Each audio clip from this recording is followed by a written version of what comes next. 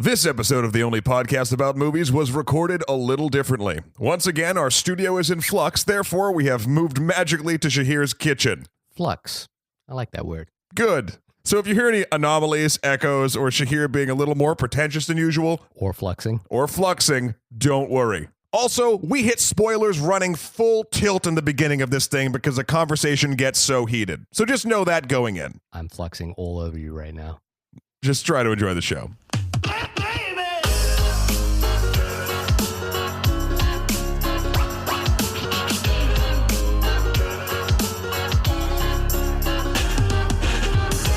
What is up, internet? 2 days on the road, only one meal, and hardly any sleep. She's 11, I'm fucking 90. My name is Matthew Kroll. And nature made me a freak, man made me a whippin', and God made it last too long. My name is Shahir Dowd. And this is the only podcast about movies, specifically the film that Shahir used a quote that wasn't actually in Logan.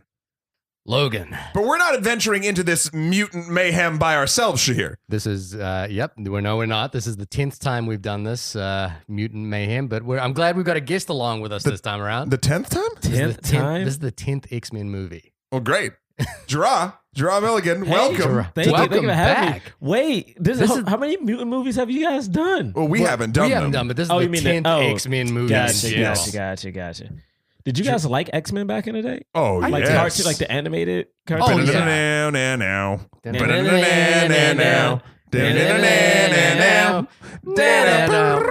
yeah. So yes, we all liked that. Yeah. I love that you guys do that. Jerah, welcome back. Thank you for having me. Guest from the and we've talked about. I feel like we talk about you a lot in almost every episode we do. Not almost every episode. I mean, I love that. Everyone. We refer to your What's podcast he doing a lot. right now? Yeah, where is Jerah? Guys, listen. I wish I could. I'm happy I get to do this because I can't review Logan on my podcast. Yeah, really? Why not? Because there's no black why people. Why can't you review Logan? There's no people. There's one black person in it. Well, no, you know what? There's a person of color because the little X-23 is Mexican. Yep. Yeah. Oh, and there was an African American kid in the little cadre of children. Yes. Oh, the little fat one. That kid running away.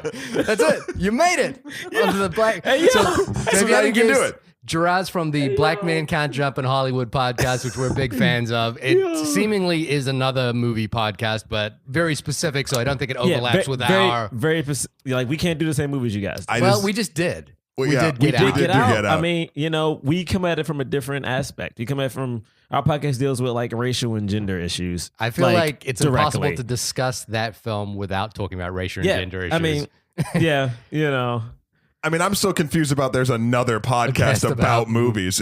We see you guys talk about movies in general. Your love of it. You guys like, talk about Hollywood. We talk about how the movie affects, how it represents people of color, and like that whole. I mean, Get Out was the perfect crossover between us and is that you. how the portal opened and that's how we're all here right now? Listen, man, I feel like I'm living in a world where some people are stuck in a sunken place right now. You know? Yeah. People are in a sunken place. Like I listen to Ben Carson and I'm like, this guy is in my sunken God. place. He is in some place right now where slavery was just basically another form of immigrants immigration. who had to work hard. Yeah, you just had to work hard out Immigrants of slavery. in the bottom of a ship who just wanted to work hard. Yeah. Sunken place, baby. This guy has worked on brains. Yeah, like this is he's a actually neurosurgeon. worked on What makes brains. it even sadder is that I grew up in like what we call it.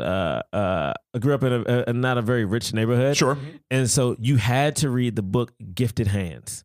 Okay. Because Gifted Hands was the book about this black neurosurgeon who completed like the first brain surgery transplant that succeeded, and it was this black dude. This wondrous black dude who wasn't rich, who just fought his way to the top, and it was Ben Carson. And now I'm like, oh God. Ben Carson. Yeah, well, it's been a terrible day for all sorts of reasons today. I won't say what day it is right now, but it's been, I guess every day is like opening up the news to see what kind of bullshit has been going on. But every day is a new day, and for every crackpot quotes, air quotes, neurosurgeon that we have to deal with in our midst, we always have another president we can deal with. I was going to go into the movie and say that it has to do with a lot of people doing experiments on mutants, but we could not go back into it. Well, it's one thing, speaking of this movie, and not to get political, but James was it Mangold? Is that his name? Yeah, the director. I was reading so many articles about him today, and I know we're gonna break down the movie, but there are very like topical issues he put in this movie, like the fact that like X-23 is Mexican, the wall, the fact that like in the opening of the movie, a bunch of white dudes scream at Mexicans, USA. Like he added so much stuff because he's like, these are the things. At first it was going to be in Colorado, I think he said. Yeah. And it's you know what I love about, well, I think is kind of interesting about this movie is that the Mexican character is not really trying to get into America. She's trying to get to Canada. Trying to get to Canada. And I think that's an interesting reflection of our times today. But Matt, I know we're bringing you down right now because this is a movie you were super excited about. I was pumped to see this. Yeah, that's why we're having you back on. Matt, fill us in. Where are we in the X-Men canon right now? I think we're about, I want to say 25 years after Apocalypse. Yeah. Okay. Oh, no, that's not true. No, because Apocalypse is a little bit back. Apocalypse is the 70s. So 25 years past the future in Days of Futures Past or something like that. We're after Futures Past. We're at the very end of the spectrum. But Days of Future Past had like a very futuristic science fiction kind of feel when they were in the future world. I'm talking about when they were in current. No, Days of Future Past. They went back to the 70s. No. Well, technically, Days of Future Past is in this time, but it's in the time that like was fixed because like when they were in a futuristic destitute area. Back to the Future Part 2. Yeah. The alternate timeline. This is once it got fixed, we got to Logan. So this is the point after Logan went back and everyone was still alive. Yep. So this is like after that. Wait, now. And are we saying definitively that the X-Men timeline actually works? They're not just kind of like doing stories now. I think if you now it does. Yeah, if you wanted to break it down, it would be complicated, but it would work. Okay. So very briefly, obviously we're all X-Men fans. We like. Yes. Well, I'm not a huge. I haven't read a lot of X-Men comic books. I've seen the cartoon show when I was a kid. I used to really enjoy that. I used to love playing the arcade side scroller. I got it on my phone, baby. Got it on my phone. Oh, really? I love the X-Men versus Street Fighter. I played that all the time. I sucked at that. Really? Yeah, Wolverine was my jam right there. Berserker Barrage. Yeah, exactly. I love the X-Men game. Like they had like their own game on like Sega and Super Nintendo. Yeah. X-Men 2 was Children trash, of the Atom, but I think one of them was. Yeah. The second one was So basically, trash. I like all the merchandising. Right, but you don't read the comics. But I don't read the comics. As far as the movies goes, I have completely fallen off. I didn't see Apocalypse. I didn't see Wolverine 2. Wolverine, the Wolverine was good. I think basically the point I started falling off was the Wolverine X-Men X-Men Origins Wolverine. Yeah. Oh, we lost you a long time ago. Yeah, I know. Yeah. I mean, Well, you saw First Class, didn't you?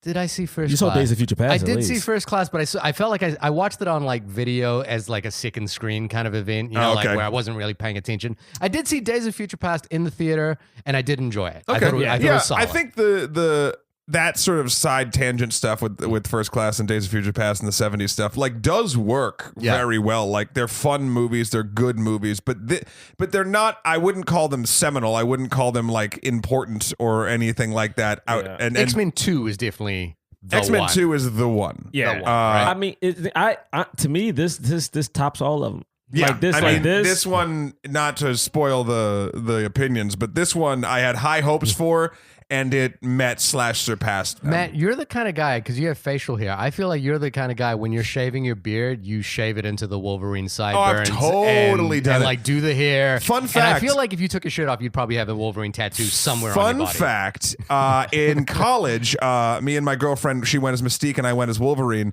So we painted her entire body blue. And then also for me, actually built, I know, it was fun. Sounds messy to me. It just sounds messy. It was also worth it. But I went as sort of like movie Wolverine, so I didn't have like the leather or anything. I had the jacket and the jeans and everything, but I built retractable claws out of metal and desk, like when you know how you pull a keyboard out of a desk. Real metal? Real metal. I carved it. I did the whole thing. That's violent. Yeah, dude. and you could like put them out and shrink them back in. Was this party like within walking distance for you? No, I got into bars. You got into bars They're with so violent, knives dude. in your pocket. No, in my sleeve. And they were retractable, and everyone would be like, "What the fuck?" I don't know. I'm just saying, That's fucking terrifying. I wouldn't to me. even think to do that because I would be like, I'm going to get arrested That's somewhere. fucking terrifying. But I won like 3 different costume contests that night, so fuck. Zing. Okay. Anyway, big Wolverine fan. Yeah, I gather you're a big Wolverine. I just could presume you're a big Wolverine fan. And I like kind of like it's not common that I like almost all iterations of a character. Like the comic book, even back when he was part of Alpha Flight, when he was on the Canadian super team, and that is a strange cadre of superheroes. Although that's probably where he's hitting right now. Yeah. He was like kind of silly and like super staunchy and like, you know, indestructible, but you didn't really know much about him, and just sort of like a mouthy short dude with knives for hands. And then eventually, like, you get his backstory, it gets super interesting, and he gets a little bit more of a fleshed out character. Then you get into the sort of Hugh Jackman era of Wolverine, which is like almost like he's dreamy in a way. I kind of wish whoever like replaces him, and if they do that, I want him to be 5'3".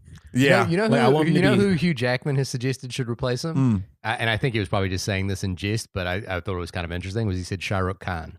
You guys know who that is? No. Shah Rukh Khan is the biggest Bollywood movie star on the planet, and probably like in terms of respective fan base and the size of how popular he is, he's a bigger star than Tom Cruise is in the United States. He's like any Indian human being will know who Shah Rukh Khan is. Is he short? He's probably a little short. Yeah. Okay. He's incredibly buff. He's probably the same age as Hugh Jackman. Well, they probably shouldn't replace him if he's the same age as Hugh Jackman. I think he's probably the same age. I think the only reason Hugh Jackman has to be replaced is because he's getting old. Right. How would you guys feel about an Indian Wolverine? That'd be fine. To me, the thing is like we've seen an Australian 6'3". He is literally up. Like, he already is not what Wolverine was supposed to be. Right. Yeah. Like, he looks like a model. Yeah. That's not who that character is. It's funny seeing like you know, since this movie is coming out, people are like releasing images from the first film, and it's you got to remember when the first movie came out, Hugh Jackman was like plucked from obscurity, like literally from nowhere. I mean, he'd done a couple of Australian films before then, but nothing like X-Men, and nothing like suddenly he was imagine one of us being picked for Batman all out of nowhere. And it's fascinating because he wasn't even one of the top picks for it. People just turned it down and was like, we need some. We got to remember, the only movie that was successful that came out with superheroes, honestly, in the Marvel world was Blade. Yeah. It was Blade. And Blade had a big movie star. Yeah, and Blade had Wesley Snipes. Yeah. Some motherfuckers always try to ice skate uphill. And this is a family-friendly one. Like, nothing should have worked about this movie. If you think about it, they didn't even have the costumes. I still hate those leather outfits. They're bad. And they were the start. Outfits. They were the start of that like aesthetic in superhero movies until Iron Man came around and sort of just fixed it. Yeah, just be a comic book. Yeah. So yeah, I mean, you know, we're obviously all steeped in the X-Men history. So now this film, I mean, feels like the closing of a chapter of all of our lives, right? Like sure. all of our respective 17 years. Yeah, man. 17 years. Matt, tell us where the story goes. Well, IMDb says, in the near future, a wary Logan cares for an ailing Professor X in a hideout on the Mexican border. But Logan's attempt to hide from the world and his legacy are upended when a young mutant arrives, being pursued by dark forces. Dark forces. So sure, they were like government shadiness, I suppose. Okay. Jerah, you want to go first? Yeah. Tell us what you saw this the other night. What did you think of the film? This is my thing. I again thought this movie was fantastic. I was like, I do not consider this a superhero movie at all. Mm-hmm. The thing that made me actually mad watching this movie was two things. I was mad that they made it.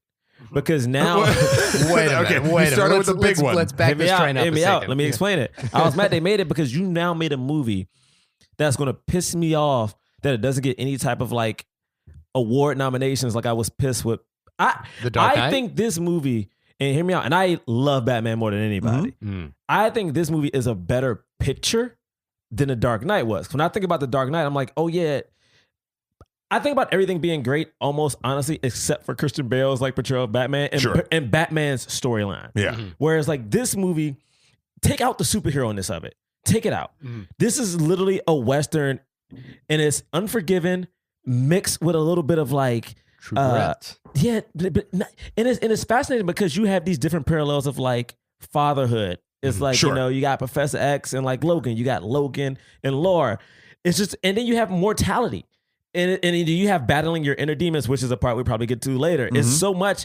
And the thing is, there were scenes in this movie, and I guess we get to them, that I'm like, these are Oscar-winning scenes from both or Oscar nomination scenes from both Patrick Stewart, 3 scenes from him in particular, and there's 3 or 4 solid scenes from close-ups of Hugh Jackman. Yeah. Right. And I'm like, this movie will get no credit. No. Well, it's released, None. I mean, in a different But period. but the thing is, even if it came out in February, some movies got nominations last year and we even consideration that came out in March. Yeah. So I'm like, that we've bypassed the time of like blockbuster season. We know blockbuster season now starts in March. Yeah. Like it started with like Hunger Games. We're past all that. It could get something. So I thought the movie was great. It was just like, screw them for doing this.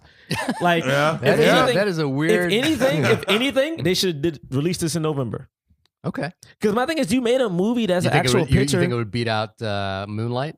I mean, the thing is, it would have beat out Manchester United. Manchester by the Sea?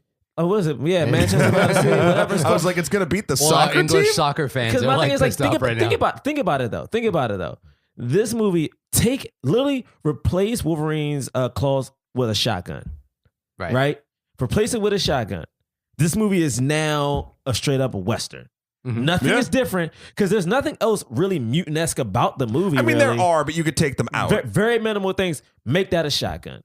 Now we got like a freaking Clint Eastwood movie. Okay. Yeah. I mean, hell, you could even make instead the kids it could be a Bourne movie. You could make like the kids would just be experimental like soldiers from birth or something like that have like heightened senses or some shit and they were experimented on. And it would work. But this might be selfish on my part, but I do appreciate the shine that it is a superhero movie and the shine that a superhero movie is getting for being a legit, other than a superhero movie, being a very good movie. Yeah, true. How many other superhero movies do you think earn that? Are in the very good category? Like, wow. As good, like that can be taken away from the superhero genre and considered an excellent standalone film. I mean, like, so say you were recommending a superhero film. You wanted to recommend a superhero film to someone who hates superhero movies. Oh, I mean, that would probably be, oddly enough, Kick-Ass in a weird way. The first one? Yeah. The second one was fine, but it didn't really do anything for me. I mean, honestly, and this is I don't think this is biased, but it's what I think. Iron Man, the first Iron Man is a superhero movie for people that weren't ready to like superhero movies, and it was the perfect primer. And then if you're on board for that, and I feel like most people that see it are, then you could jump to the Avengers and you'd be fine. Like, I do think the first Avengers, and we've talked about this before, we don't have to get into detail about it, but like the first Avengers is a near perfect film for me, and I understand it's not for everyone. Just like I don't think Logan is a perfect film for everyone. Do I think in the wider range of like what critics and the overall social zeitgeist thinks good cinema is, Logan is better than the Avengers? Yes. Do I still like the Avengers better than Logan? Yes. So I understand there are different sort of wheels in this Venn diagram, but I would also suggest this for someone who I was thinking about this the other day. Would it work if no one had ever seen an X-Men movie and they just went and saw this movie? And I still think it would. You wouldn't, like, you might get, it depends on I guess the viewer, right? Because they might be like, why does he have metal in him? Like, what are these things? Like, this guy's got claws. Like, okay, now he's taking care of this weirdly psychic old dude, and who's this albino guy? Like, but at the end of the day, those questions, I think, Jerah, to your point, don't really matter. See, I disagree. I think what makes this movie so strong is the fact that we know a bunch of things going into it. Right. We seen know whole movies. We know Hugh Jackman's, like, the actor's story of doing this movie for so long, and that this is his last one. And we've seen his character go through so much, and even though they don't really harp on it in the movie, but we go into this knowing like this is it. Well, see, you know? and that's I think I might have then misspoke. I'm saying does it work better because of all those things? 100%. And I'll get into that a little bit later. But could someone go in cold and still enjoy it based solely on the craft? And I think they could. Would they like it as much? No way. But I think, see, this is something, it's like, how do you feel about it, Shahir? Because you hate franchising. I don't hate franchising. What I hate is that individual films tend to forego making a good film for the sake of doing a bigger world. Yes, and here's a quote. I'm going to pull up a quote from James Mangold when he was making this movie. Sure. To talk about what I'm talking about, because I think he actually summed up exactly why I just don't enjoy them. Like, I know if you're into it and you're into the universe, great. It's more power to you. But I just find that as a movie going experience, it's really dissatisfying for me. And this is what James Mangold, the director, said. He said, for some people, it's not a movie anymore. It just becomes an episode in the world's most expensive episodic television show. The reality to me is that you can't have interesting movies if you tell a filmmaker, get in this bed and dream, but don't touch the pillows and move the blankets. You will not get cinema. You will get a platform for selling the next movie on that bed, unmade and unchanged. And that's... I mean, for the most part, that's been my biggest problem with, for example, the Marvel Cinematic Universe, for like the DC movies that have come out this year. They seem to be more interested in telling you that there's going to be another movie coming up than actually making an individual story that holds up on its own. And what I like about Logan is, I mean, and I did really like this film. I think this is a very, very sharp movie. And I think it's a movie that for the first time, I think is worthy of the caliber of actor that Hugh Jackman is, and the caliber of actor Patrick Stewart is. Most of the time in these movies, I feel like those guys are just kind of coming in, doing a little bit of shtick, and then getting out. And in this one, I really felt that these guys were committed to this role, and they were interested not in just the theatrics of superhero films or the superhero genre. They were interested in what is true to this character and what is a true human emotion to this character. So I was really impressed by that. Yeah, I mean, I think just going back to the point of like the longest and most expensive TV show, and like you tell the dreamer to blah, blah, blah, bedtime stories, whatever the heck that was. Yeah. It's a good quote. It's great. It's evocative. It makes you think about it and you're like, oh yeah, okay. But I truly believe that there are good examples of people making worthwhile films in those restraints, and also bad ones. I don't think, yes, is that more of a hoop you have to jump through because you're part of a larger beast and it is episodic, whether or not they call it that? Sure. But you can make a great one. Like, for instance, and I'll go to bat for this movie. Everyone shits on this the most. And I think we talked about this once too, Jerah. Thor 2. Oh, Thor: The Dark World. You say it's trash. I just rewatched it. And look, is it award winning? No. But if you're looking at it from, again, you almost sort of the point that James said in his quote, like as an episode in the most expensive TV series ever. I watched it and I was just sitting down, and it wasn't like a casual watch. I was like, I'm going to sit down and pay attention and watch this and be like, why don't I seem to remember liking this as much, and why does everyone hate it? Yeah. And I was watching, I was like, the only thing that this thing doesn't have going for it is a sense of almost like this movie. It's a kind of the opposite of what we're saying. This movie matters outside of this movie. So we know as a Marvel Cinematic Universe that nothing that happened in Thor 2 really affected anything else.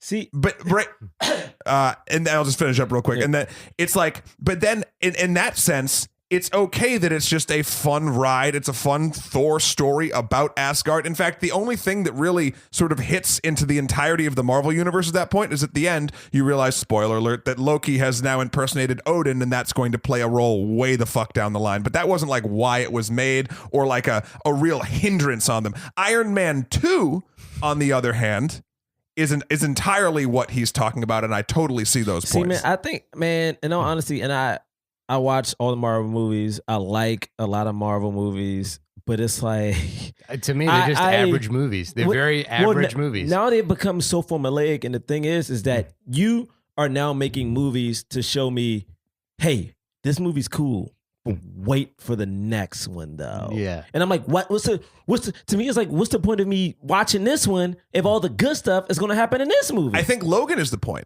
No, but see, this is my thing about Logan though. Logan did something which I think Shahir touched on, is like, Logan is a complete movie, but the thing is, aside from the superhero stuff, it is a character-driven movie where the characters matter. Like, there's so much weight to them, whereas like, and this is the thing I think is really important, is that, again, going into this movie, I mean, of course, people didn't know if Wolverine was going to die, but we all assumed it. Yeah. Which means is that this now has some type of weight that, like, anything can happen. When I watch a Marvel movie, when I watch Doctor Strange, I know ain't shit gonna happen to Doctor Strange, because Doctor Strange has to be in 4 more of these movies. Right. There's no mystery. I know he won't even get hurt. I know he won't do anything different. I get that, but I also don't think the value of a film is whether or not you think the main character is able to die. Well, it's not even that. I think that this value that Marvel gives you, and the thing is, I think they're very fun. I think they're exciting. Like, I watch all of them, but the point is that it's formulaic, and the thing is, you're not giving me one movie. You're giving me, like, I didn't sign up for a TV show. Make a Netflix show if you're going to do all that. Give me a movie. One film that whatever happens is here. Don't tell me about this hint here that's going to happen because I don't care. Give me the fucking film. But Logan proves why that's worthwhile. There are what, 10? There's a 10th X-Men movie. Yeah, but here's the thing. Maybe. Well, hold on. Let me finish my thought. There's maybe what, 5 good ones and 5 bad ones in the X-Men films, or 4 bad ones, something like that. I don't know. But having the breadth of it, having Hugh Jackman and the Wolverine be a character that everyone on the planet now knows because it's been in our eye for years, for over a decade. But I don't think that helps this. That helps the weight of this movie, helps it pay off. Yes, the performances are wonderful, and you're absolutely right. Like Oscar winners performances from both Hugh Jackman and Sir Patrick Stewart. But the reason we can do this and the reason why it feels so good is because the other things came before it. It's like the one actual real reason why franchising I think works. Basically that philosophy is like, oh, the reason why this movie works is because the rest of those movies were kind of trash. And it's like, it's because it's now part of our life. Nope. The thing is, I think what you had is you had a character that we all grew up with. I mean, like technically 17 years. Like I can say I grew up with this character, right? And the thing is, that's what I'm saying. That's exactly what I'm saying. But the thing is, I don't think that comes from having this movie connect to this movie. It was like, oh, you made a sequel, that's fine. I have no problem with X-Men 1, X-Men 2, X-Men 3. Make those 3 complete movies, right? Yeah. This isn't like teasing something else. It's not like showing us, like nothing was teased to Old Man Logan in any of the other movies. Yeah, I think I like agree nothing with was teased. So it gave you just a film. It just gave you like there was no binary thing of saying, oh, when the Wolverine is done, wait for it. Because I guess I'm thinking in the Marvel movies, what other than Iron Man 2, which is literally just setting up the Marvel Cinematic Universe, like laying the track. What other Marvel film really does that, and its only point is that? Do you know what I mean? Almost every Marvel movie to me does it. Like Captain America Civil War did that. Captain America Civil War was a great movie on its own right. The thing is, like, that movie is setting up this big divide that's going, like, how do we do this in Infinity War? Every Avengers movie is a setup to the next Avengers movie. Like, honestly, I still don't understand the purpose of a Thor movie. But the first Avengers movie, for instance, just ended. The only thing that set it up for a greater universe was a Thanos after credits shot. It was just But you saw him talk. You saw Loki talking to like this big bad guy who we never saw, who we all knew was like, oh, the big bad of the Avengers series. Cool. But like what I'm saying is movies do this shit all the time. They did it before for sequels and stuff like that. Hell, Skeletor in the Master Universe movie popped out of the lava when he's like, I'll be back, even though they turned it into a different film. I think, and the thing is, and I'm not trying to like bash Marvel because I hope to make a Marvel movie one day. But the thing is, they created a beast that I'm not sure is good for filmmaking. This is and sorry, I'm done. I know Shahir's been biting at the lip. I'm saying Marvel has my faith in doing what Fox did with Logan with Infinity War. If they don't deliver, or if they after Infinity War don't change up their fucking game, that is when I will come crashing down on them, because I have signed on to this entire ride and I'm okay with the way that they're building it. If they sort of don't treat my faith well, or the fans' faith well, then my tune will entirely change on this. I just have faith that this will work out in the end. Okay, I didn't realize we were going to get into like an entire diatribe about the Marvel Cinematic Universe. Other than just like what I wanted to touch on that point about why I liked this film, which is that it's a good individual experience. It's a good singular experience. It reminded me a lot of True Grit. It reminded me a lot of Unforgiven. Now the problem, I do have some problems with it, which is that storyline, the Unforgiven, the True Grit storyline, is a very cliche storyline. The things that they introduce in this film are fairly typical. Like the idea of introducing a daughter for Logan. That's fairly straight standard stuff. Like I'm not surprised by any of that. I think they executed it really well. Sure. And I think that there was a real commitment from the actors and the director to do justice to this character. And I'm a big fan of Hugh Jackman. I think the best movie he's done is a movie called Prisoners, which I don't know if you guys. Yep. He's so terrific in that movie. And you watch that movie. The thing that when I watched Prisoners, the first thing I thought was, man, I hope he stops doing X-Men movies and he just does movies like this. What do you think about the ending of Prisoners? I love it. Do you think he saved him or not? Yeah. Spoilers for the end of Prisoners and the whistle. The beauty of the ending of Prisoners is it doesn't matter. That's what I love about the film. It cuts at exactly the right moment where it's like, he might save him and he might not.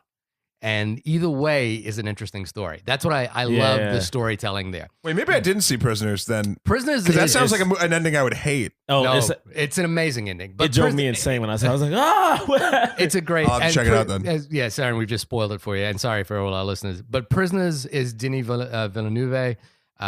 It's a terrific movie. And it showed me that Hugh Jackman is, and you've seen this in like his musical theater performance. You've seen he is a larger than life. He's a goddamn movie star. Yeah, and he's a movie star that can act. He can deliver. He's committed. He hosted Oscars, right? Yeah. So I'm always excited by that. I do think there are. What I think this is a very well executed singular story. It's like a paperback comic that I would go, I would just go buy that individual one. I agree with you a little bit, which is that I could have seen this after X2. I could have seen this really a lot earlier in the whole X-Men universe.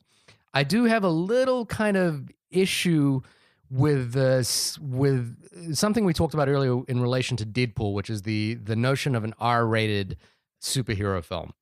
Which is that I think in some respects, this film has a complicated relationship to violence in that in many ways, this is a film that is enjoying the violence in which it partakes and doesn't necessarily allow our main character to kind of question the violence with which he engages. See, I don't agree with that. I think it's just towing that line, which makes it slightly uncomfortable for me. I do appreciate them not bullshitting around and doing an R-rated movie. I like that. I think that's great. I love that they swear. I love that when Wolverine cuts someone and kills someone, he cuts someone and kills someone, and you feel the brutality of it.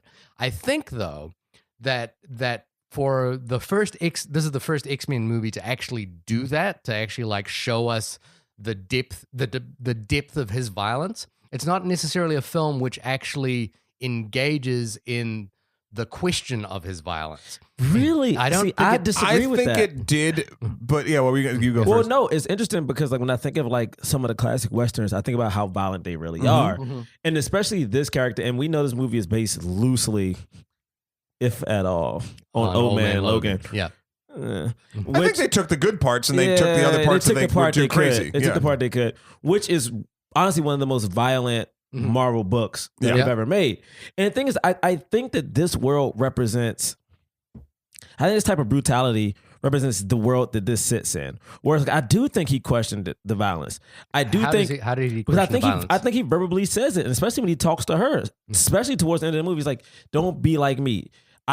When he's linked, I hate to skip around. But how does the film resolve its primary issue? But the thing is that this sucks.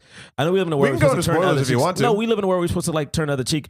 But I do honestly think sometimes the reason we have wars is because people believe violence begets violence. And the thing is, in order for this situation and for these kids to be free, violence had to occur. Yeah. Like in order for me to sit in this room with you guys, violence had to occur for that to happen. Yeah. And that's just the way this world works. I don't mind that it's a violent film. I appreciate them actually showing us blood, because one thing that really does kind of irk me is this idea that there's just cartoon violence, for these characters, and I always kind of I feel uncomfortable with that. So I appreciate the honesty that this film has in that respect.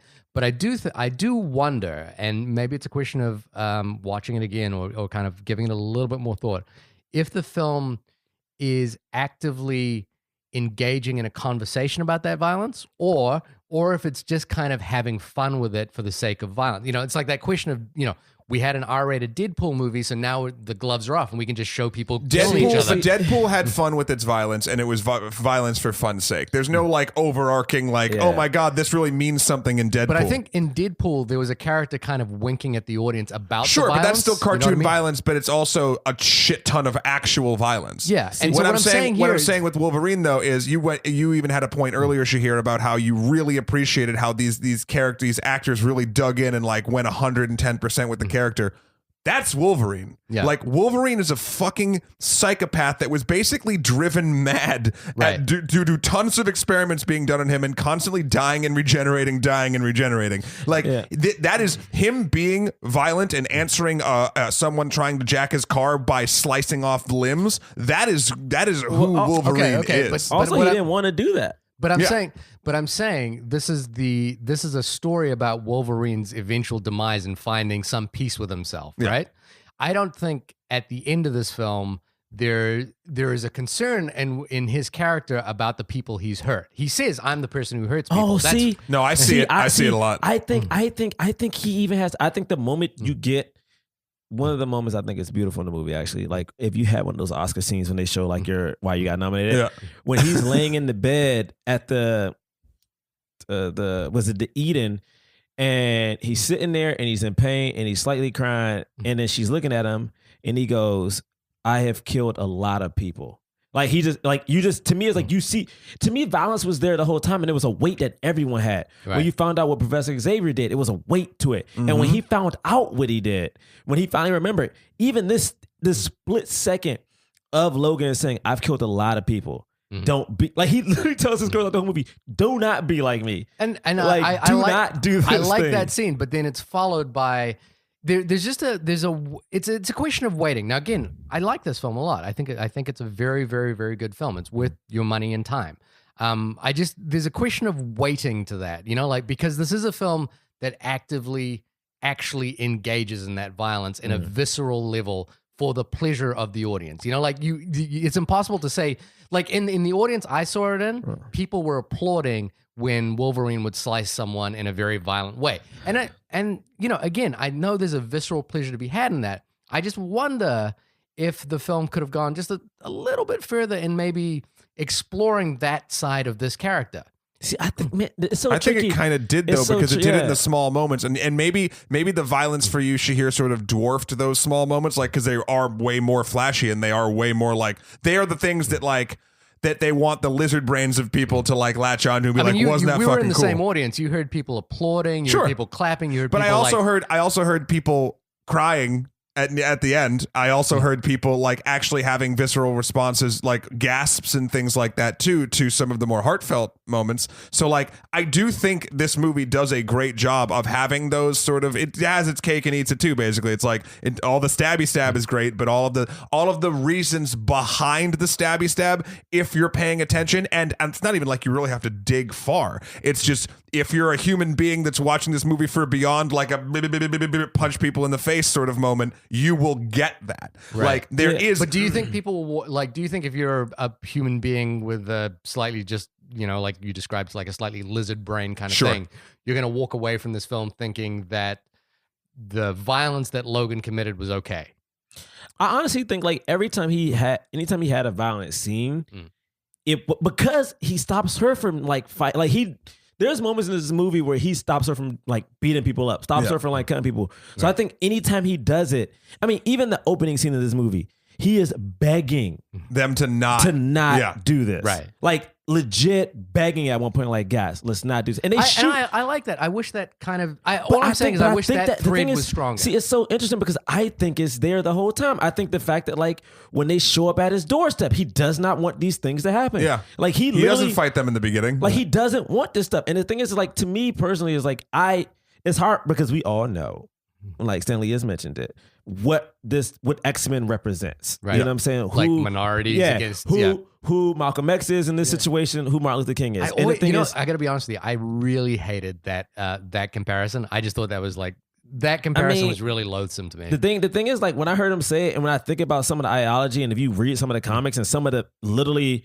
speeches he gives, I'm talking about Magneto in particular. Yeah. Magneto in particular, he literally just reworded and sometimes took words from Malcolm X. It's kind of like missing the point of who Malcolm X was, It does in a way, but at the same time, I also think that the things that happened with Malcolm X when he came over, was like, I don't actually hate white people. Like you saw those in the comics. After he split with the Nation of Islam. So you saw things like when Magneto would try to embrace the new world, and then the world would shit on him. Would just shit on him constantly. They would. And the thing is, let's be real right now. It's 2017, and people are trying to turn the other cheek, and people still getting shot in the street, and no one gives a fuck. I don't think there's a problem with the level of violence in the film. I just wondered about, like, because it's to such an excess, you know, like there's such a big visceral display made of it. You know, there is a real sense of like, we're gonna see heads being chopped off. But is there a real big thing? Like all those scenes, it never. I found them. There was just a lot of that, and it never hung on them though. They were always fast. You saw it happen, and you're like, whoa, and then it's over. And I will say something as far as like all of the action scenes in this movie are kind of subdued. As far as what we're used to in an action movie setting. Wait, so I actually I know you're talking about the level of violence, but I'm talking. No, I think they're actually and this is a true testament to like why this film actually works, is that the level of violence that you see in an Avengers where the entire city blows up does nothing for me. Right. It completely just washes over me, and I couldn't give a shit. And and like small scenes like the hotel scene here are far more powerful and far more visceral, you know, where it's just a few people, because we really get a sense of what's happening. Yeah.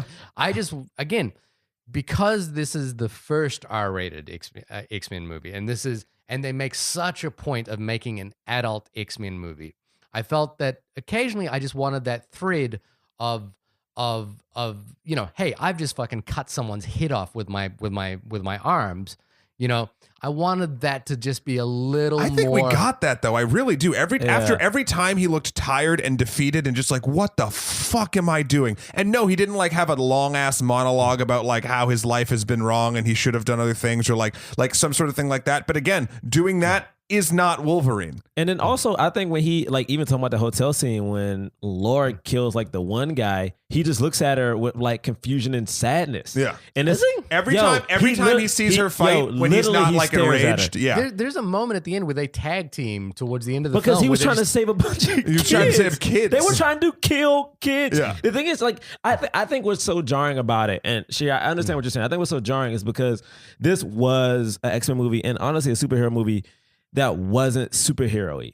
Like, even Deadpool There's to an extent. There's nothing heroic, really. I mean, small things. But it's like, it was intimate. Like, Deadpool to an extent, we knew we were watching a superhero movie still. Yeah. It was one that was winking at you, but you knew it. This one felt like a real personal indie film where, like, this violence was happening. But the thing is, I think that it was justified. And I think, like, when he saw her literally come out at one point with a head, he was in shock. Like, literally, he's in shock watching her when, like, she first shows up and starts going nuts. Like, he's never okay with it. Yeah. I don't know. It's weird. And I think at the end, I think, you know, I will concede. I think I agree with you that it's there. I just felt like I get concerned in an audience that, like, it's clapping and applauding every time he kills someone. I get it the first few times if it's kind of meant to be viscerally fun, but this movie really goes down that road, and we live in a barbaric. Like, I'm not even trying to justify, but like, and not to cut you off, but it's like I understand that fear because I've seen movies and I'm like, man, like when I saw this movie, I saw it in Times Square, which I will never do. You guys, yeah, why would you do that? I never do it again. This guy was in the back, pissed off the whole movie, and me in my head, I'm thinking like, man, this movie is very violent. What is this violent ass black dude in the back? I'm thinking he's already screaming out at the top of the movie because we had a sign. He's like, y'all saw me sitting here all fucking day anyway. Y'all didn't say shit to them. Whoop y'all ass. Like, he was just going nuts. I'm like, what does a violent movie like this do to that mind? Right. So I understand your concern, but it's also a thing of, bro, we are barbarians. Boxing is a huge sport. Like, UFC is huge. This, like, we're barbarians, for goodness sake. Like, it's disgusting. In this movie, to me, not saying it was justified violence, because violence should never be justified, but and again, it's also, you know, it's a Logan movie. I know what I'm getting into when I get there. I just kind of wondered about that. There's a point you made about, like, it doesn't feel like a superhero movie, and I think that's one of my favorite things about this movie. Yes, is that it doesn't feel like the mold of the superhero movie we've seen. It feels more like a Western. It feels more like True Grit. It feels more like a character story about a guy trying to find redemption. I want to argue the fact, because we keep talking about feeling like a superhero movie, and I'm guilty of saying that sort of too. I think that in today's day and age doesn't even hold water anymore, because there's the Marvel formula. We all know that exists, etc. Then you have whatever DC's doing, which is sort of different. Then you have sort of standalone films that I think do, like, such as Logan or Deadpool, that are kind of very like their own sort of thing. Hell, and you could even break down like Ant-Man as a heist movie and this, that, and the other thing. Like there's different styles of movies that now have superheroes. So like if we're talking that's about hard for me. If we're talking about, but I think that's great. Superhero movies first. I do too, man. It's hard for me, man. Like that feels like the thing is like when I see like Ant-Man, for instance. But why are they superhero movies? This is the question. Because they existed in a comic book that were considered superheroes? No, because I think it's weird because they don't feel intimate. They feel too big. They feel too. Ant-Man felt too big? Dude, the thing is, even this is my thing.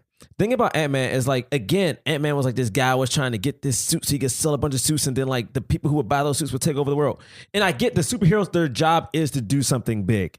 But the beauty of this movie is that this was a big deal because mutants were dying, but it felt intimate. It felt personal. Well, because this movie wasn't about the mutants dying. This movie was literally about Logan trying to rescue a little girl. Which is fascinating because it's like, yo, when we think about like, people keep saying like, and I do love this movie, so I'm not about to crap on it. But when I think of Captain America 2, Winter Soldier, people are like, oh man, this is one of the best spy movies. I'm like, I mean, it feels like a superhero movie, but the thing they're doing is just a spy version of it. Yeah. Whereas like I feel more like it's more that than like I don't think Ant-Man is a very good heist movie. Yeah, it just feels like it's a superhero movie that's doing doing a heist. Yeah, they're doing a heist. Like it's weird. But it follows. But that's just so strange you say that because it follows every trope of a heist movie first. Like if you look at like Ocean's 11 and Ant-Man, the plots are pretty fucking similar. Other than there's more characters in Ocean's 11. Like I don't think. I don't know, man. You still get the big fights. You still get. It's the same. I'm saying the plot structure is the same. The directing and the acting, of course, is different, and the content, etc. But it's people getting together, meeting people that do other things, having to do little pieces of these other things to get pieces in place, and then one big thing at the end where every team member comes together and does something special. You don't have like my thing is in Ant-Man, for instance, we're using that example. You still get the superhero origin story. You know what I'm saying? Like it's even I like what they did, and again, I don't want to make this the only podcast about Ant-Man, but they did do something with Hank Pym being like, oh, that's the past, and yes, this is an origin story for the new guy. Yeah, it was for but the thing is like it's I don't know, it's still like those feel distinctively like superhero movies. Like even The Dark Knight, which I know everyone holds is like the holy grail of like superhero movies, that feels like a superhero movie to me, and I don't mean that in a bad way because I love that movie. Whereas this one feels like, you know what? I'm gonna explain it like this. One felt like a superhero movie.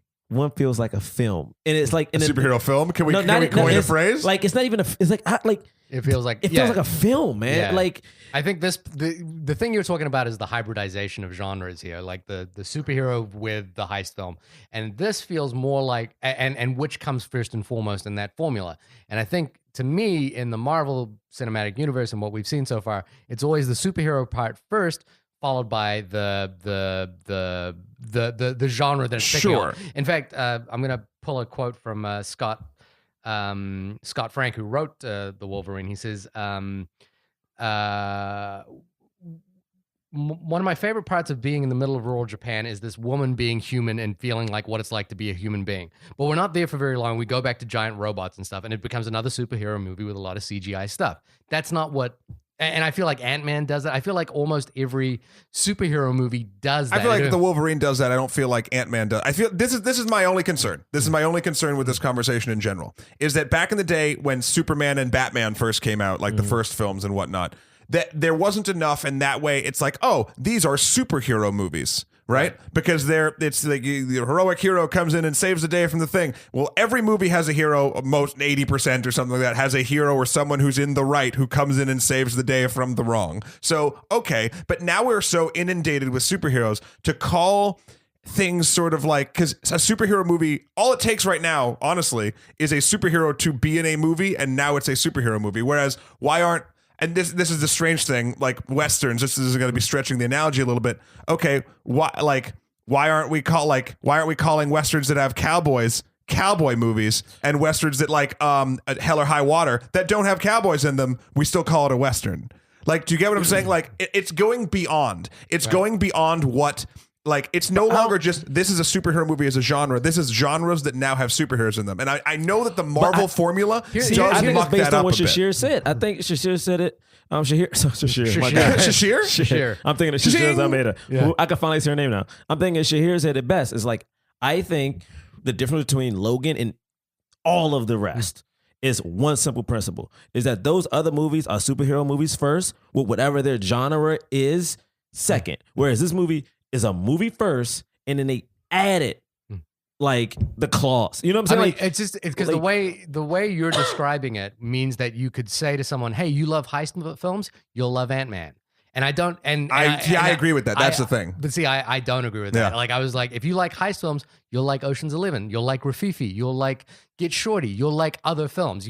I think Ant-Man would be a fairly average movie in that thing. You'll love Heat. Like that's the thing. Heat is an amazing film, and I don't think. But it feels much different from what's it called? From Ocean's 11. Right, but I don't think like if I'm going to say to someone, I want you to watch this amazing heist film, Ant-Man is not going to be on that list. Ant-Man is going to be way down. No, I think. And yes, for you. You can't. You literally can't say that about everyone. Well, the thing is, like, I think it's still a thing. Even if you take Ocean's 11, which I love Ocean's 11. Yeah, it's like Ocean's 11 is a heist movie first, comedy second. Like the thing is, I hate it. To me, it's like you just put the levels on. Like, what were you making first? Yeah. And the thing is, I don't think you were making, like, if you're making Ant-Man, I don't think you set out to make the heist movie first. You set out to make a superhero movie that was slightly different, that has heist elements. So like that's the different part of it. I think it's a difference. And the problem that I have in that world is that you're making the superhero movie, then maybe the heist movie, but you're also trying to like connect your superhero to this much larger thing that's going on. Well, and I feel like the problem there is that the movies get lost. Well, Logan does like. It's interesting because I feel like the term superhero movie is generally, especially from you, big guy, set to knock a film down. It's set as a kind of backhanded, not insult, just sort of like, oh, well, it's a superhero movie because you don't like them. And I understand that, and critically, you have reasons too. I understand here's an that. Example. Unbreakable is a superhero movie that I think is an excellent film. Sure, because the superhero part is like but the superhero part is important to that. It's important to Logan. What we're actually dealing with here, and it's not this like it's not a genre that should get like a backhand to it. It's there are heist movies out there. We keep going back to heist movies that you don't like, right? Not just Ant-Man. There's other heist movies you don't like, right? No, what I'm saying about here's what I'm saying about Ant-Man is I don't think it's particularly interesting. I understand, but what I'm saying is, are there other heist movies you don't find particularly interesting or genre? Anything. There's movies in all genres that you don't like. Sure. This movie, Logan, is a superhero movie first and foremost because it is about the fucking Wolverine. Now listen, hold on. Agree. Let me finish my thought. I bet you people who make the movie won't even agree with that. Let me finish my thought because this is what I'm saying. I don't agree. The term superhero movie is seen as, oh, well, it's a knockdown. It's not as good as, unless we just call it it's a film first and then a superhero movie. No, it is a superhero movie done so excellently that it surpasses basically the bias that people have for the quotes genre of superhero movies. I can almost guarantee you that the people who created this movie would probably say they set out to make a movie first, superhero movie second. But that's fine. They can say that, and that can be in their head when they do it. But the truth of the matter is their main character is Wolverine. But this is my thing about that. To me, take Wolverine as your main character. All you have now, like strip away, even if you keep the claws, you have like just a Clint Eastwood character.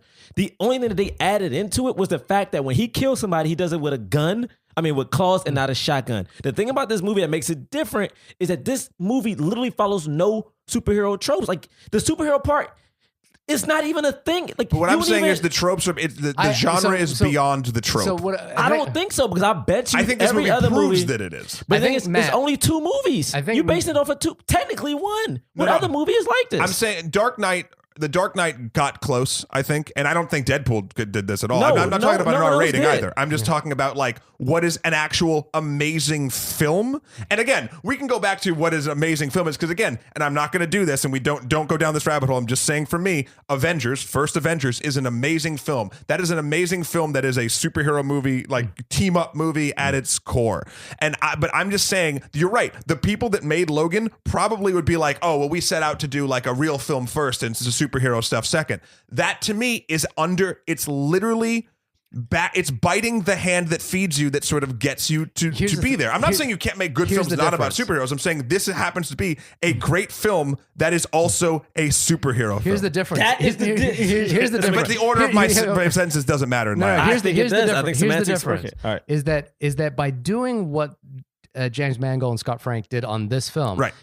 See, because I think what you're doing is you're trying to figure out why is it people don't like superhero films, right? I think people love superhero films. I think the box office says they love them, but they also love Transformers, and I will never. Yeah, know. So, and to me, what James Mangold and Scott Frank here does is elevate the superhero genre by doing it this way, by actually going, you know what, I want to make a film, and I don't want to I don't want to make it about franchising. I don't want to make it about selling products. I don't want to make it about giving people some sort of like Pavlovian response to like seeing these characters that I loved on screen. What they're doing is saying, I want to make a film. And in my mind, what that does, and what Christopher Nolan did with The Dark Knight, elevates that genre up into something that is actually worth talking about. Now, the problem is you have to admit, in the last 10 to 15 years, we have been inundated with superhero films, and the problem is that more often than not, they are either average movies, in my opinion, just run of the mill. Like, I'm not going to think about these again. I'm there for my popcorn, and that's it. And then at worst, they're bad movies. Like, I think Thor 2 is a bad movie that is fairly unwatchable. And so what I think having this approach to it does is, with filmmakers that actually take this seriously as a character study, they're elevating that genre back up. They're elevating the idea of a superhero film to something that is actually worth your time and money. And that's what I like about that. But by doing so, and again, we keep saying like they probably said this thing about like, oh, we wanted to make a film first. He did say it. In the quote, he does say, I'm not going to go in there to like make a franchise movie. I want to go in there and make cinema. But you also have to, and that's great. And he did that. And again, I think the reason we can get on this tangent is because we all agree this movie is amazing and everyone should see it. Yeah, and it's very, that's very good. that. Yeah. It's very, very good. But I think the more interesting topic is the one we've sort of, because after we get that out of the way, is the one that we're sort of discussing right now. I'm saying that to say that yes, this movie is not setting up another Wolverine franchise. This is literally, and this is why it can be so weighty, outside of the fact it is crafted brilliantly. Mm-hmm. The reason it can have so much weight is because it is at the end, quotes, hopefully, of a franchise.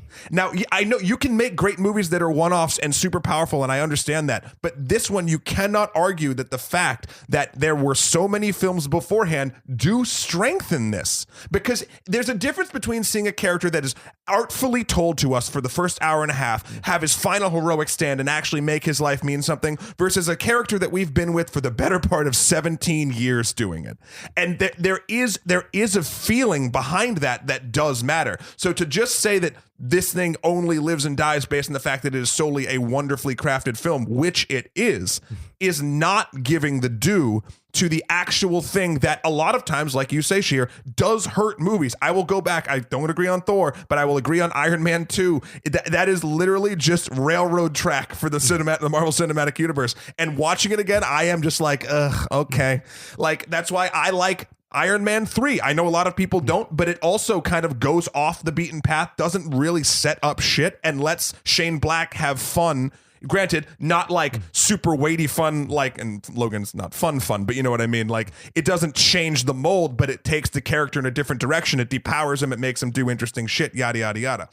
I'm just saying that the Logan, to me, beyond being a wonderful film, does, no matter what you say, sit on the shoulders of the other things that came before it to help catapult it further. I don't disagree that Logan risks, like Logan owes a due to X-Men 1, X-Men 2, probably X-Men 3, maybe moments of the other X-Men. It's not like the individuals, because we can talk about the good and the bad ones, but like it's the fact that whether they've been good or bad, these movies have come out.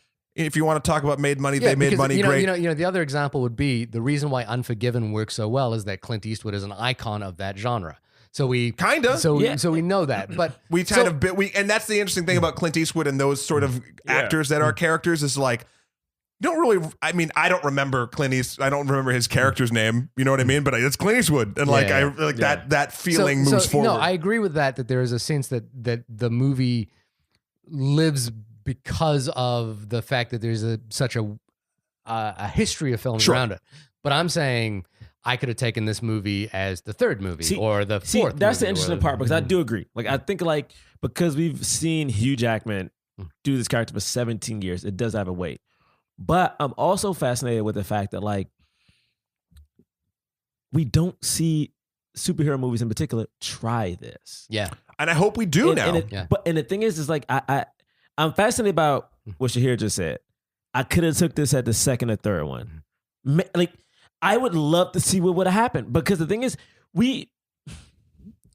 it's tricky because I think having 17 years adds, but I don't think it was needed.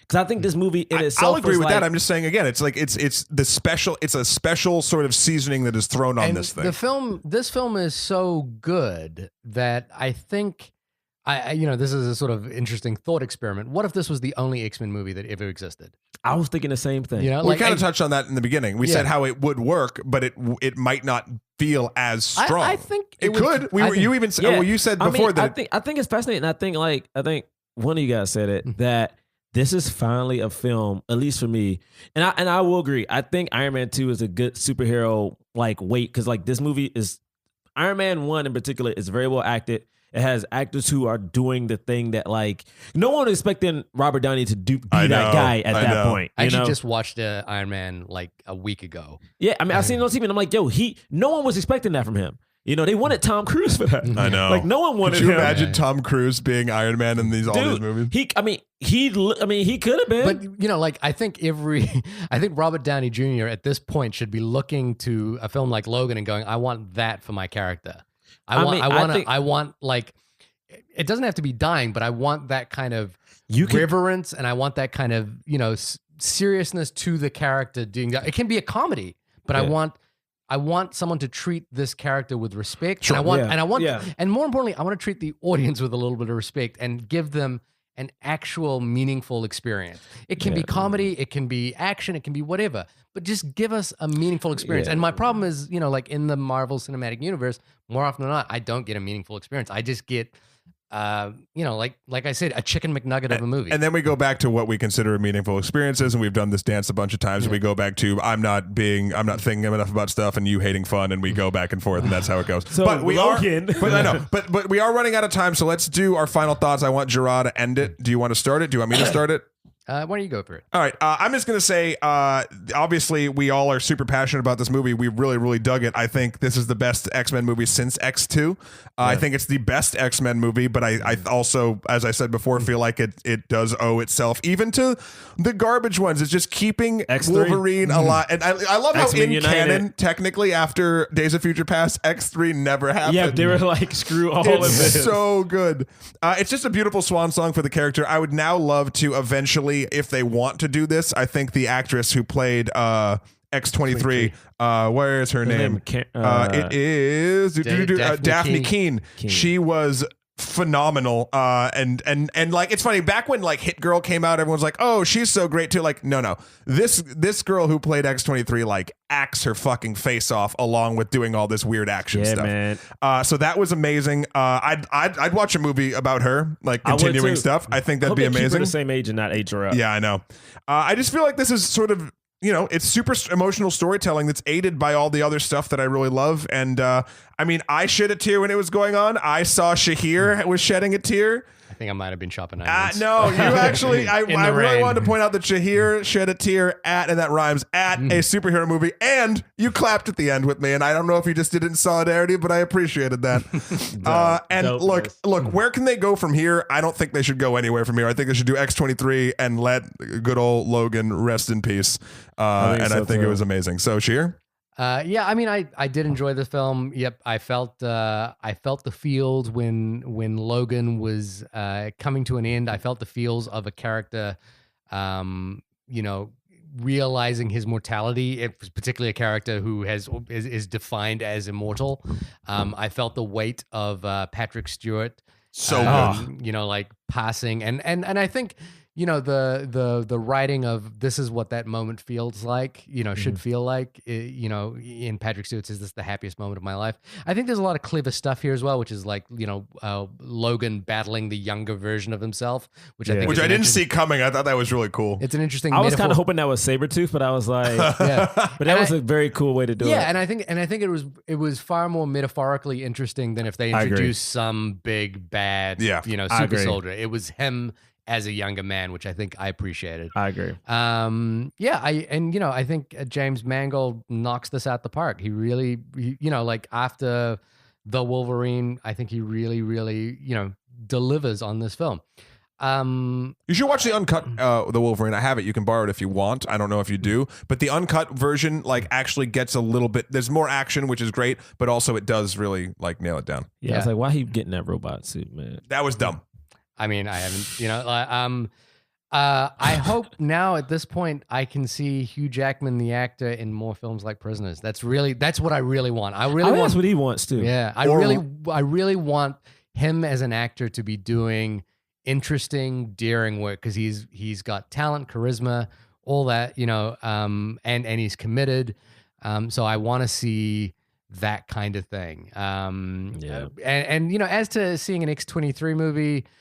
Sure, if they, I think the first thing should be like, not be, oh, let's do a movie with this character. It should be like, oh, I've got a great idea for a movie that happens to feature this character. Yeah. And that's what I think the genesis of Logan is, and that's why it works. Yeah.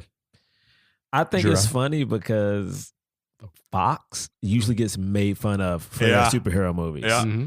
And like between this and Deadpool, people are like, wait, does Fox know what they're doing now?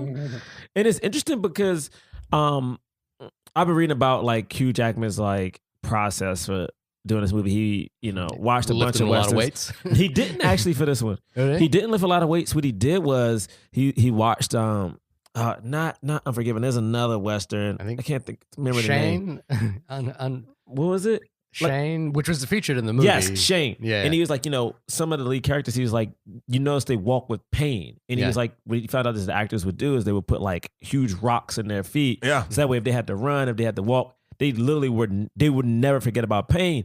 And if you notice like the whole movie, he's got that limp. Even at the end when he's like running his ass off, that boy is limping. Yeah. And to me, it was just so cool to see. And Crow, I will agree with you on one thing. When people say superhero movies, they do mean it as a diss. Yeah. Like when people say black films, they mean it as a diss. Like when you see a good black movie, it's like, oh man, this. I mean, I've done it. I've done it. It's like, oh shit, Best Man Holiday. This is a good. Right. Why did I not want to see this movie? Right. Yeah. It's like, oh, the poster had like 10 black people smiling. I was like, oh, this got to be garbage. It's like you think a certain way. And watching this movie and seeing the commitment from Hugh Jackman and just the raw emotions and even that opening scene, to me, seeing him beg to not have to fight and they just shoot him. Yeah. Anyway, like they just like he's begging, come on, guys, like blah blah blah, and they just shoot my man in his stomach.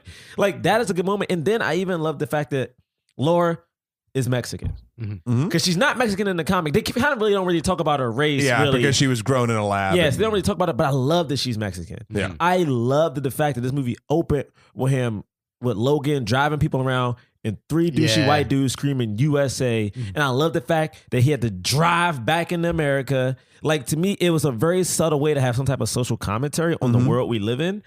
And the thing is it's funny because the weight of this movie is so fascinating. Because again, we know mutants were based in like the civil rights era. Like Stan Lee admits that that's what helped birth this thing. Yeah. And the fact that these kids, and this is the thing, I went to the African American Museum recently, and you saw chains for like 2-year-olds. Yeah. Like this movie, they're chaining up kids. They're trying to kill kids. And the fact that like this dude is just trying to help them out. Like I think to me, it's like that's why the violence is necessary, because the violence is it was a last result. Yeah. It was a thing that no one wanted to do except for the girl, the girl and the bad guys. But like Logan did not want to do it, And the thing is, like, you gave Patrick Stewart almost like a redemption because when they killed him last time on screen, it was such trash. Yeah. It was such heart. Oh, which? In X-Men 3. All right. Yeah. It was such heart garbage that I was like, thank you for giving this man a good death. So much so when he died, I thought it was a dream sequence. Yeah. Like they didn't just kill him like this. Like there's no way. Not with the girl sleeping on the floor. Yeah. Like I think this movie literally is one of the best, and I'm gonna say superhero movie just because we're talking about it. The best superhero movie ever made. I'm gonna say it's better than. To me, watching this movie is probably what people felt like when they watched Superman, the original. Right. That type of like people had wonder then, but to me, it's like this represented raw emotion and acting, dude. The director was great, and it was just actors doing acting stuff. It was like the moment when he's dying, and I read probably the same thing you read, where they actually had two cameras, and it's like the cameras on Logan and his own Lard, and you just see both of them just like going for it. Yeah. Acting wise, like this movie, as a person without kids who doesn't want kids, made me want a kid. Legit. I was like, you know what? I would give everything for a kid. No, I don't need them. I don't need them. No, I'm saying, but it made me consider it. It's like, you know what? If I was going to give my life for anything, it'd have to be for a kid, right? Hey. You know, there we go. We'll make a father out of you. Talk about the movie, really? We did. We did. Okay. I think our conversation around why the movie works, because I think, you know, it's easy for us to just say we liked it. Yeah. But I think the conversation around why we liked it was actually really interesting. Agreed. Yeah. Well, this has been the only podcast about the film Logan. Jerah, thank you so much for coming. Thank you. It's for always having amazing me. when you could be here. When you are not doing 53 juggle combos with Berserker Barrage and Marvel vs. Capcom 3 Fate of Two Worlds, where can folks find you? They can go on. I hate plugging social media, but I'm the worst. Do it. They can find me at Drop Milligan on Twitter. They can follow at Black Man Can't Jump at Black Man Podcast. Yeah. On You guys are doing Twitter. big things now. Yeah, we're you know, You've got trying. a show coming soon. Yeah, we got two. I'm two sending you shows. guys, I put you guys on the Evite list. Yeah. So you know. You Oh gotta wait, we come weren't through. invited until now? No, I did. They haven't sent out the Evites yet. Oh. Sorry. No. I sent out the Evite. They haven't made them yet, but you guys are on the list. Yay. On the Evite list. So if people want to watch, like if you go on seriously.tv or YouTube, find seriously.tv's YouTube page. We have a series called Projecting. It's about three guys who work in a movie. I've seen some episodes. Very funny stuff. You got it. We're about a movie there. And then also, that starts on March 15th, one every week. Nice. March 13th, you can go on Comedy Central's Discover Snapchat page or their Instagram. We have season 2 of Thank You Black People, where we take like a black inventor and tell you how you couldn't do the shit you do right now without that black person you didn't know about. So, we couldn't do this show without this black person in the listen, room. thank you. Also, honestly, one of the guys who helped invent the microphone is one of our people. But I'm going to let you watch it, so I'm not going to say his name. But, Nice. Yeah. Excellent. Thank you guys for having me, man. Yeah. And you guys live down the street. I know. We're all in the same area now. It's crazy. We're We doing can it. do this more. Yeah, we're doing it. Shahir, when you're not living 3 minutes from both of us, where can folks find you? You can find me 1 minute from you on the internet at www.shahirdaud.com with all my life and works and Twitter and everything.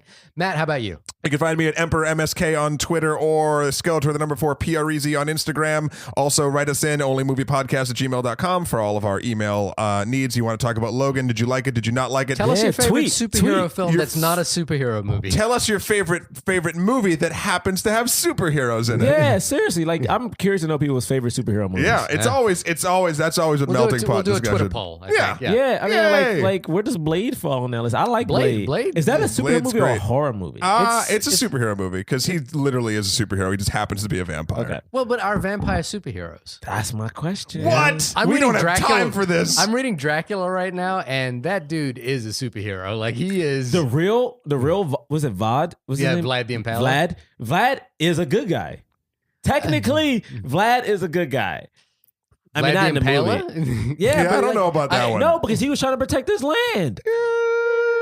He was trying to protect his land. I and don't his know people. enough about Romanian He was history. to, also like, kind of an awful ruler who Was treated he? his people very poorly. And then when he was known, I mean, he was called Vlad the Impaler because he put was heads on known- spikes around his Oh, I thought around that his was place. because he did that to the people trying to invade his place. Some of them, yes, I'm but not also no. well-versed in this. All right. I'm not well versed in this. Maybe history. Vlad was not a good guy. But, You're right. It's interesting. It's that question of like everyone thinks that they are the good guy. Everyone thinks that they are the good guy. Everyone thinks that they're the hero of their own movie. You know who's a good guy? Patrick Stewart. Shahir says, engage. Oh, thank you. Wait, I'm number 2. You're number 2. I'm gonna do the Riker chair sit after this. Do you know what that is? No. Don't worry about it. Look it up. We'll see you guys next week. Bye. Bye.